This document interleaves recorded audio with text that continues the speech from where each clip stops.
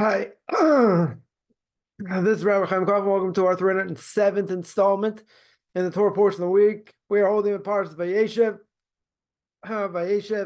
all about Joseph and the brothers, right? And the whole story, what happened, and they were jealous, and they want to kill him. They don't end up killing him. They end up selling him, right? They end up selling him. We have the whole story with Yehuda and Tamar. Really packed parsha over here. So the Torah says, chapter 38, verse 25, and the Torah says, as she was taken out, i.e. Tamar, she was being taken out because Yehuda said, let her be burnt because she was pregnant.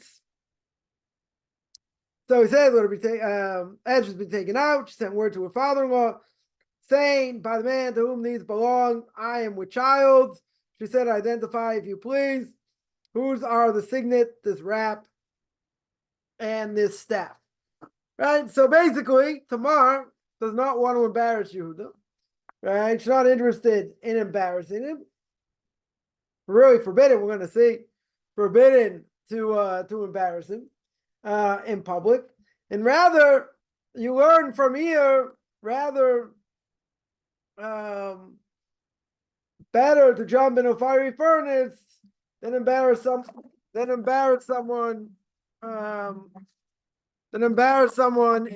in public, right? So says Moira Rebbe, Arav Agon Moshe leader should be well, and it brings down in Chochmah V'das, and he says like this. He says Gemara mentions Bab Metzia 59a. Anyone wants to look it up? We learn from there that it's better for someone to jump in a fiery furnace and not embarrass someone in public. Right? Better, right? Question how far this goes. But again, better jump in a fiery furnace than embarrass them.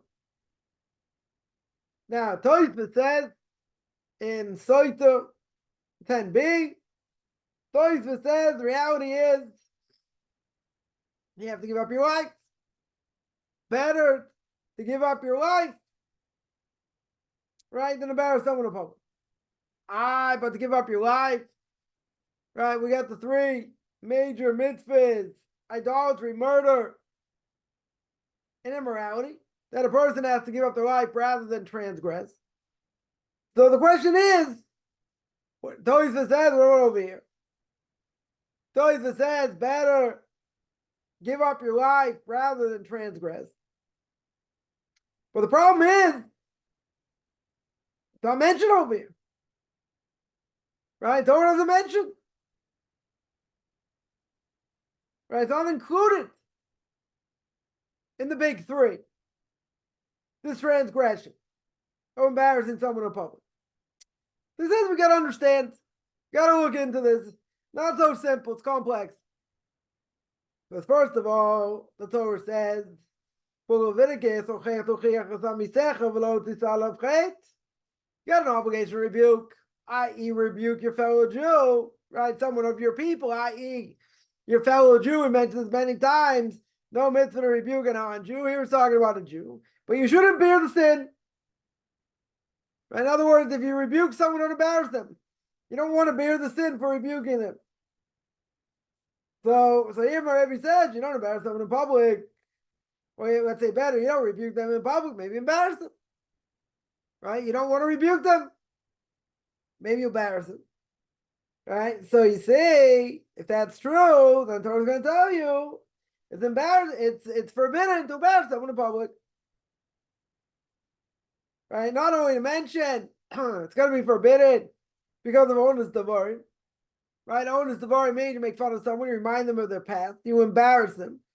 Right? In other words, you take someone, let's say, who was about Tshuva, someone who grew up religious, someone came back to Judaism, you remind them, hey, you used to eat shrimp.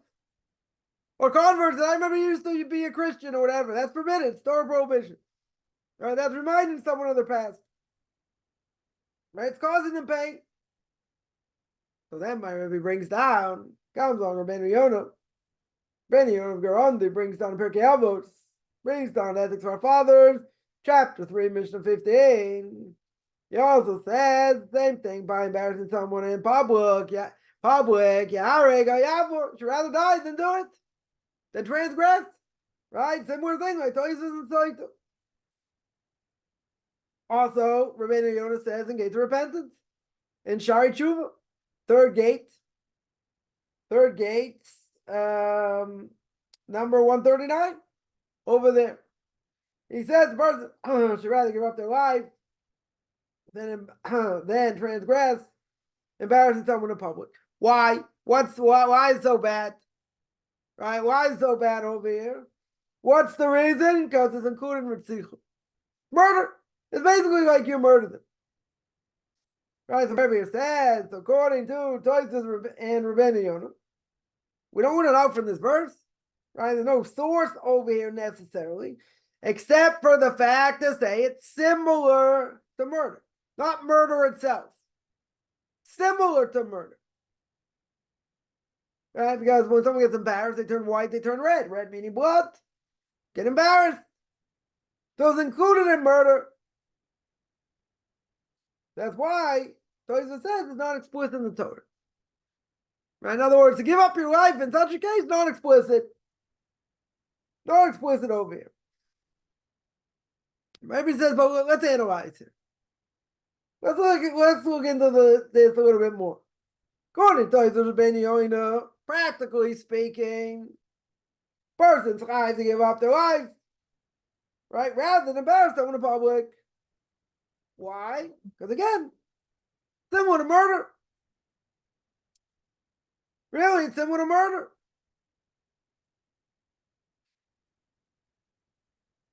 So, maybe says, I got a source. I found a source in the Rambam. But the Rambam is lenient. He has a tremendous leniency over here.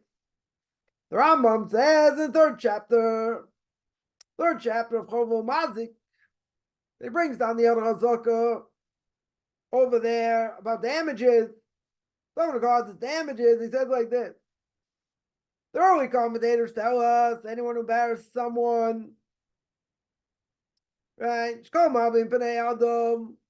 Kosher. He embarrasses somebody that is a kosher Jew.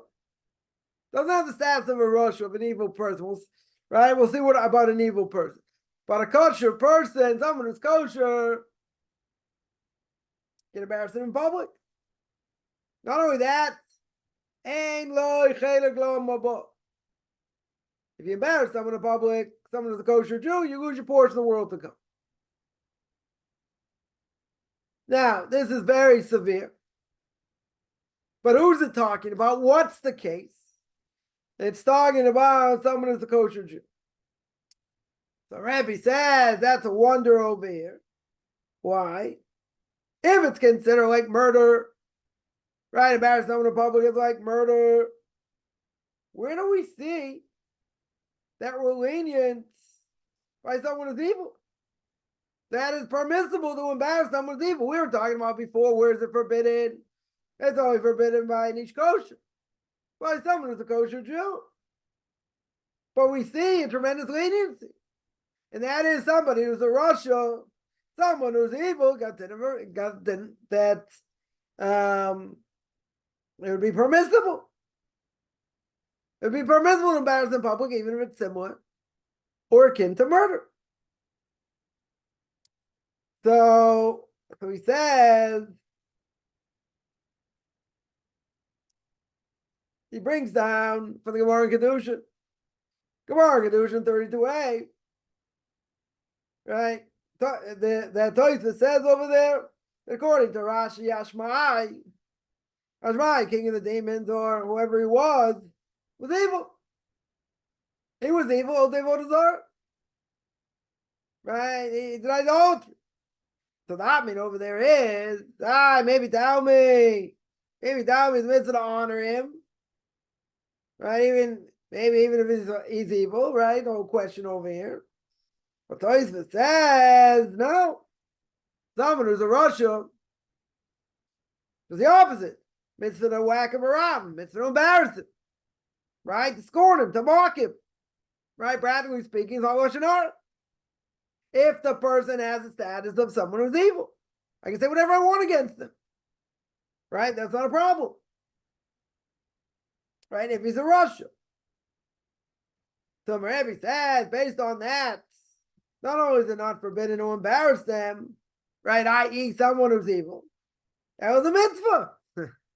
It's just the opposite, right? The fact that he's evil doesn't have the status of a Jew, right, per se. He's not doing what a Jew does, so to speak, because he's evil. I can embarrass them. Do a lot of things to them. But then we say it's akin to murder. Nonetheless, someone over here who's evil, right? There are different levels of being evil here. He's saying someone who's evil, that it be permitted to embarrass him and do that if he's a permitted, not be cursed. If he's an absolute heretic, right? Amin can mean also Yeshua Noitzri. Be a Christian, right? Yeah, if he's a Jew and he does that, he's all the way to Vodazor, he's a heretic, right? You can embarrass him. Be a mitzvah to embarrass him, right? Maybe that's the only case when he's that bad, so to speak. So Rebbe then says, according to the Rambam says forbidden to scoff, to mourn, to scoff or scorn, right? It's somebody because it says,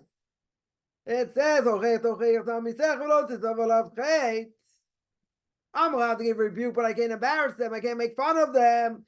And I take on the transgression if I do. Now, when are we talking, says the Rebbe over here? When is the verse telling me it's also to embarrass? It's forbidden to embarrass someone. That is talking about when he's included in your people. Right? Because again, it says, there's an obligation to rebuke someone who's of your people. So I can't embarrass him. I can't take on the sin of embarrassing him if he's part of my people. But according to those rabbinic authorities hold that it's really murder. That embarrassing someone is considered like murder. So there's an obligation to die rather than do it. That's how severe it is. You're not allowed to do it. You'd rather die than do it. So where do we see if it's akin to murder? Where do I see he can be lenient by a Russia? Someone who's evil, you can spill his blood and embarrass him because there's no ideal way to bring him back. It's too far gone, right? It's too far gone. But he says no. He says that's only talking about someone who's really bad, someone who's an abikoris, someone who's a heretic. Yeah, then it's permissible to embarrass them and all that. I might tell me maybe be able to bring them back, maybe. You say you don't have to. Person's so far gone, they don't have the status of your people anymore. You make fun of them and scorn them, mock them as much as you want. Then he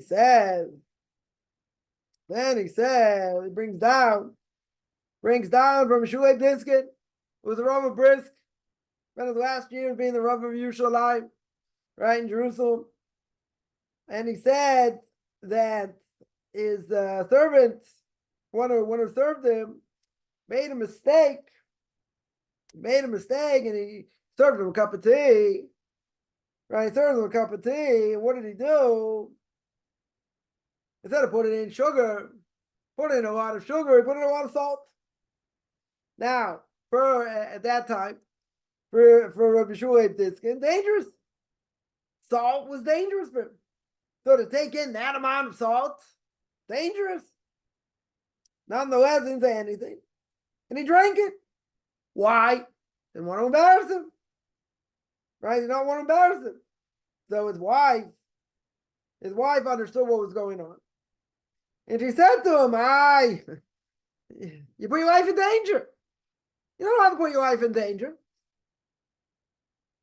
Right? You didn't want to embarrass the person. I get it, but you're inhaling that amount of salt could have killed you. Who said you're allowed to put your life in danger?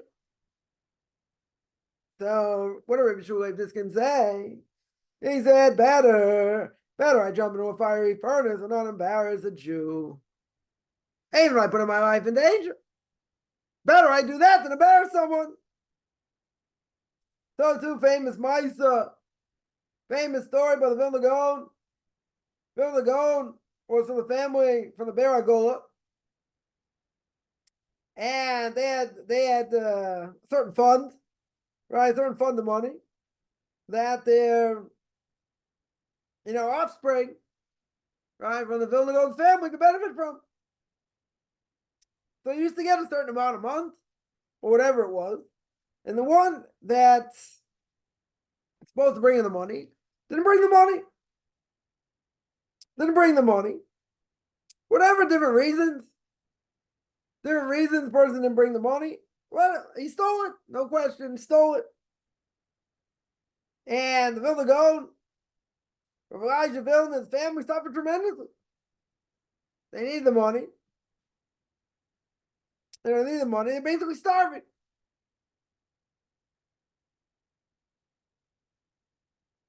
So the Vilna Gaon knew what happened.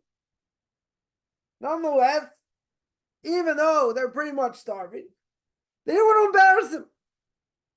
They didn't want to embarrass the one who brought the money. And say that he was a thief. Even though before he died, he was moida. He agreed. This is what he did. This was a sin, and he asked Mechil, he asked forgiveness from the Gra. And the Gra gave him 100% forgiveness and said, wanted to thank him, was able to withstand that temptation. Was able to withstand the temptation of what? I'm not embarrassing. Huge thing.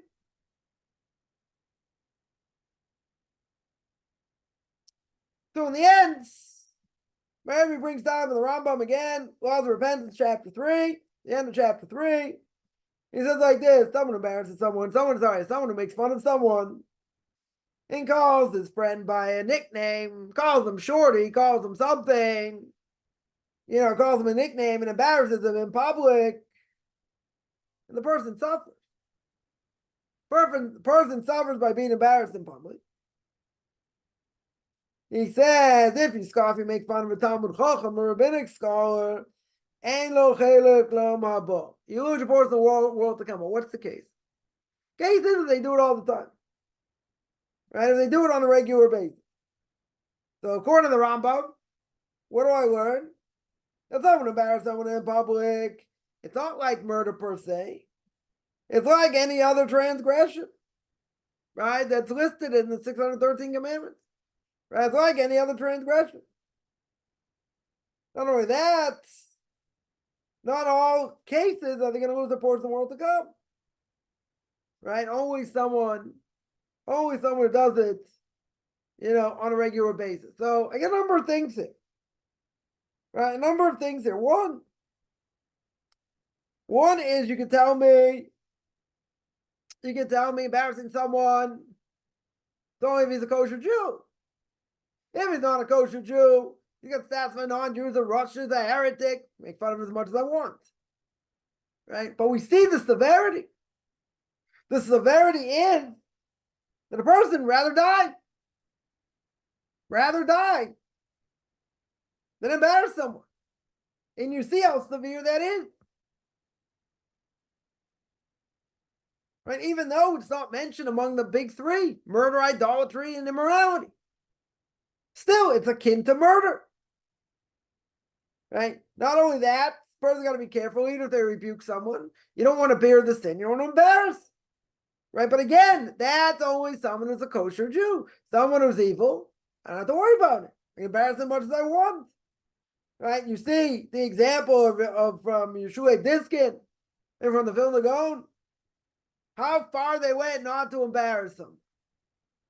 Right? So this is what we have to take out. We have to be very, very careful. Very, very careful never to remind someone of the past. Right? Certainly not in public. Right? In other words, they'll be embarrassed. And then embarrassing someone is pretty severe. Right? It's very, very severe. To the extent that we learn out that it's possible that a person loses a portion of the world to come. Because it's akin to murder. But that's only talking about someone who's a kosher Jew. Someone who's not a kosher Jew, I can say whatever I want. Because I have the status of a Jew. Right? Now, I would say, even though it would be permissible, maybe a person shouldn't do it all the time. Do it only when it's necessary. Right? In order to make a point. Because then you might forget, you might speak Lashon Hara against someone who's a kosher Jew. But according to this, I don't have to worry about that. If he's a heretic, I can say whatever I want. I can embarrass him. I can do other things. But if he's a kosher Jew, how careful we have to be. How careful we have to be. Not only is it akin to murder, is it similar to murder, but it's so severe that a person who does it possibly could lose their portion in the world to come. I want to remind everyone I have a class on duties of heart every Tuesday, 9 o'clock Eastern time. 2 Q&As, Tuesday and Thursday. 10 o'clock Eastern time, 5 o'clock Israel time. Pirkei Avos, Ethics of Our Fathers. Every Saturday, 2 o'clock Eastern time, 9 o'clock Israel time. Book of Leviticus, chapter 17. That is on Sunday, 9 o'clock Eastern time, 4 o'clock Israel time. I have classes on conversion. Anyone interested in any of this, find me on Facebook at Michael Chaim Kaufman, Beyond Orthodox Conversion to Judaism. Also on YouTube, there on my YouTube channel at Beyond Orthodox Conversion Judaism. I have classes on Pirkei Avos, Ethics of Our Fathers, Q&As, Torah portion of the week, controversial issues, Book of Leviticus. You want to contact me, RabbiChaimKaufman@gmail.com, RabbiChaimKaufman@gmail.com.